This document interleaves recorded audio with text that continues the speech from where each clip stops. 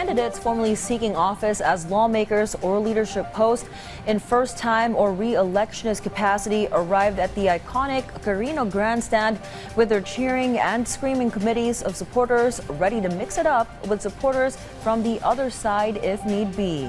Strangely and gladly enough, the supporters of candidates associated with the previous administration and those of Senator Grace Poe, who ran against the former president in 2016, were in their best behavior and even joined forces to hand out water and gruel, as our Luisa Erispe reports.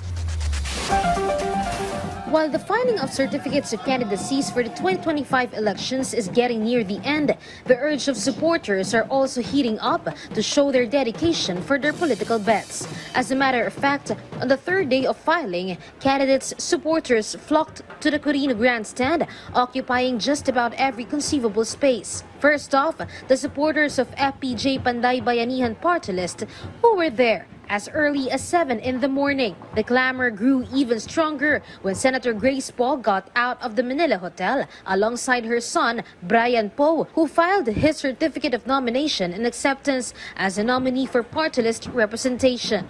So sabi ko sa anak ko, gaya din ng sinabi ng nanay ko sa akin, pagbutihan mo at huwag mo kaming papahiyain.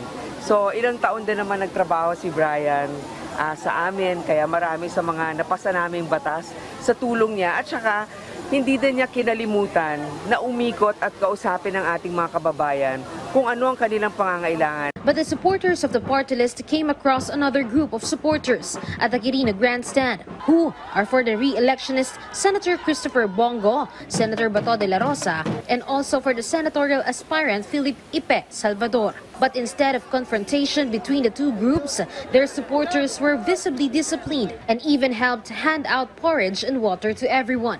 Still, the Manila Police and the Metropolitan Manila Development Authority were on alert and controlled the crowd. Supporters were in control of themselves and remained calm. Still, the authorities had to leave a small reminder for everyone.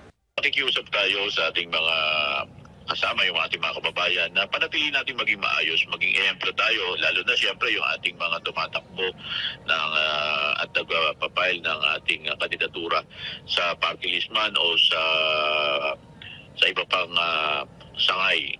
On the other hand, before Senator Bato filed his COC, he waved and thanked the crowd of supporters. And he said he has no clue on who among the family members of former President Rodrigo Duterte will file their COC as a senatorial aspirant. Well, we were hoping, no?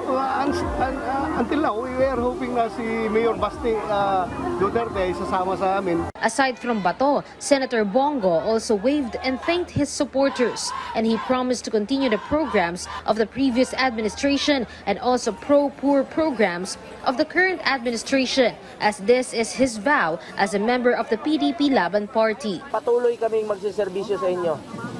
Ipapakita namin ang kung ano yung ginawa namin sa nakaraang 5 taon.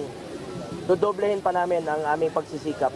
Pag mga programang pro-poor programs, susuportahan namin yan ni Bato. Hindi kami kumukontra basta makakatulong sa mga mahirap. Importante rito, maiahaw natin ang Pilipino.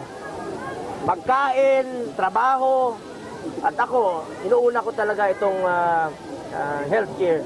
Meanwhile, even during the afternoon, supporters continued to flock to the Quirino Grandstand, especially from different party lists, namely healthcare workers, party list aspirants, and the Ahon Mahirap party list. Kailangan isulong na natin sa batas ang financial literacy.